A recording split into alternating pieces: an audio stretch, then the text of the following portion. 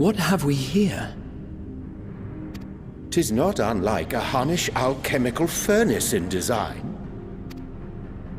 Well, there is one way we might find out.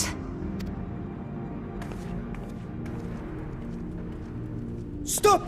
You mustn't touch it.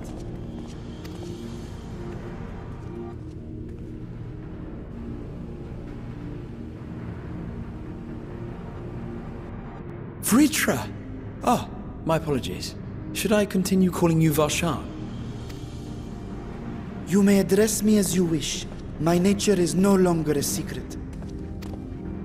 Still, this is not a setting I imagined for our reunion. Surely you've not entered these ruins as common looters. Would that we could deny your accusations, but I fear you're not far from the truth. Great Vrtra, might we beseech thee to explain the nature of this strange contrivance?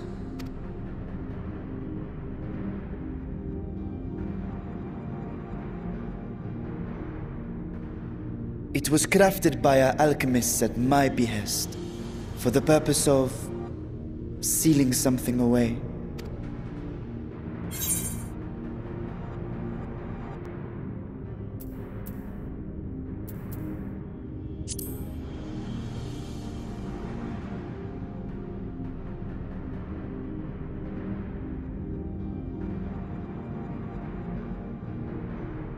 Perhaps I should simply show you.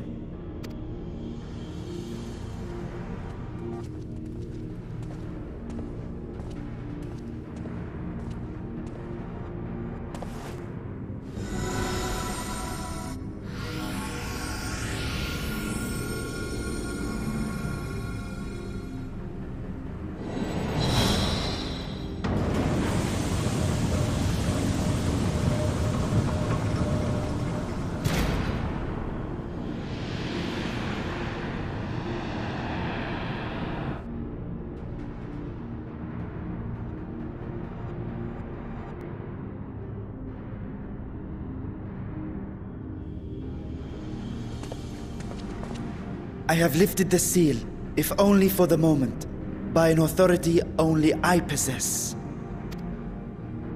A planar fissure? No, my friend. Small though it may be, this is a functioning gate into the void.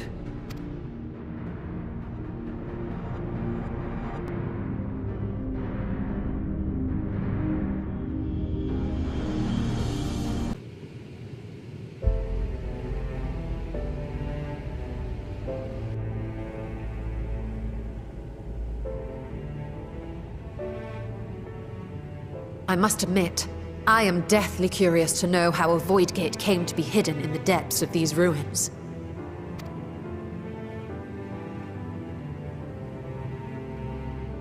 To tell that tale, we must first peer far to the south, and even further into memory.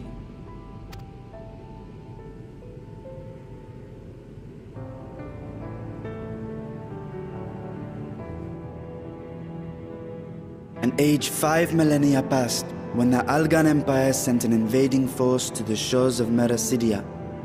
The southern people rallied around the commanding figures of Bahamut and Tiamat, and fought fiercely to repel the would-be conquerors. With Bahamut's defeat, however, the tide turned against them. Desperate to seize any advantage, the Mercidians resorted to summoning primal entities. In response, Emperor Zande forged a covenant with the Cloud of Darkness, sovereign among the all-devouring denizens of the Void. Thus bolstered by icons on one side and Void Scent on the other, the two armies clashed in a battle of unspeakable carnage. So much death, so much loss.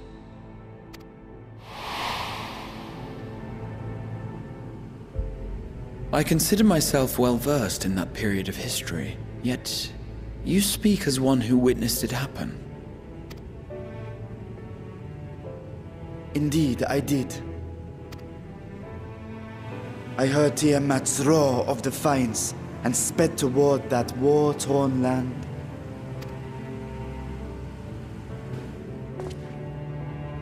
Along with my sibling, Ashdaya.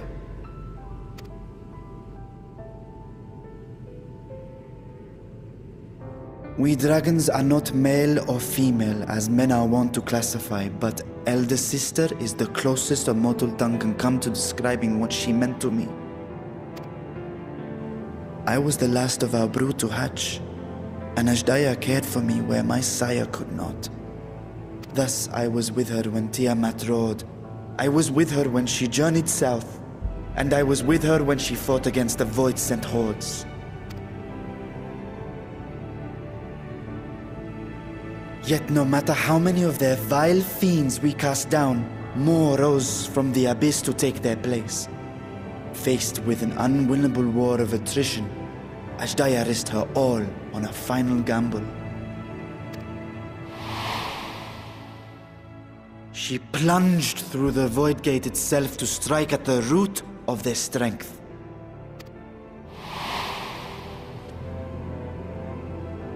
I tried to follow in her wake, determined to lend what aid I could.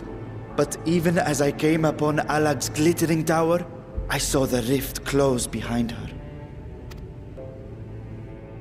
And Ashdaya has been lost to us ever since. I find I must retract my earlier claim of historical knowledge.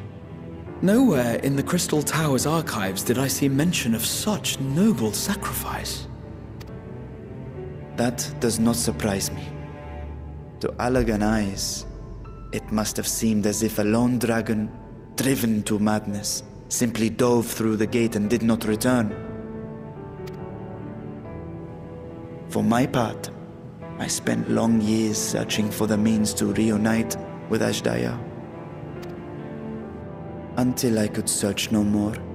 Until Allag was dust, and the art to open a void gate large enough to accommodate a dragon forever lost. Yet you have the beginnings of a gate right here, under the control of a harnessed device. My discovery came before Radzat was founded. Though I scoured the lands for a method to cross the rift, it was beneath the sea that I chanced to find a natural planar fissure. It was, however, far too narrow to admit a worm's bulk. Only after our city rose upon the rock, and I could enlist the aid of our talented alchemists, did matters take a favorable turn. Their dedication was beyond reproach. Tirelessly they worked to expand the fissure, and after decades of toil, it finally grew to a size that a child might pass through.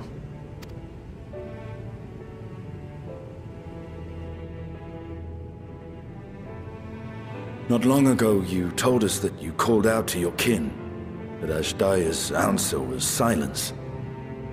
I suspect the conclusion to your tale is not a joyful one.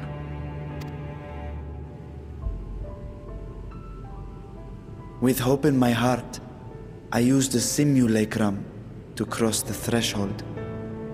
But no, I did not find her. What I found was a host of Void-sent, clamoring around the opening they had sensed. It was but a moment, but enough.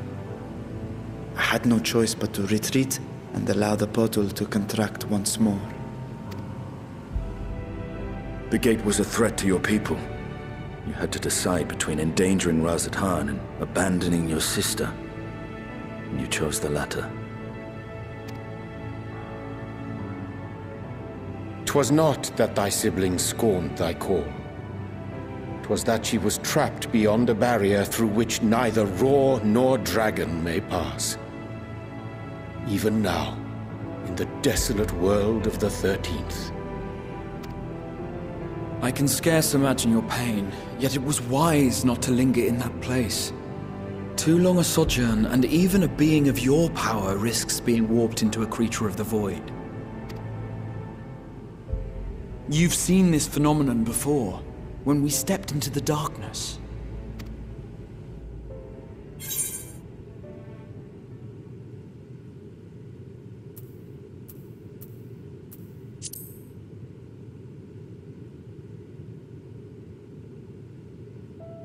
As did I. Were it not for Une and Doga, or Nero for that matter, we might never have made it home. Do you remember what happened to Nero? How his wounds allowed the Void's corruption to enter his body and twist his ether? Had it been allowed to progress much longer, I presume he would have been fully transformed. Then there is little hope for Ashdaya. Ah, no. I hadn't meant to. I speak only of possibilities. The scales of the First Brood are extraordinarily resistant to ethereal fluctuations. They are the protective talisman's core components after all, and even the corruption I described would struggle to overcome. Of course. With the warding scale in one's possession, one could conceivably survive a stay in the 13th without being warped by its energies.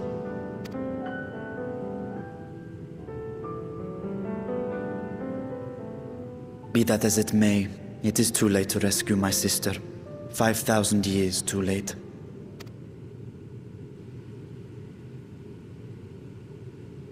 And now countless others look to me for guidance and protection.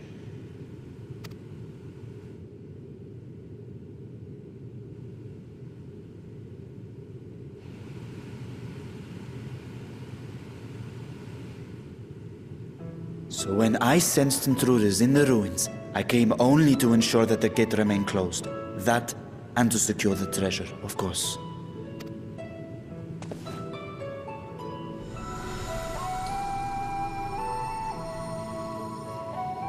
I wish only to forget the rest.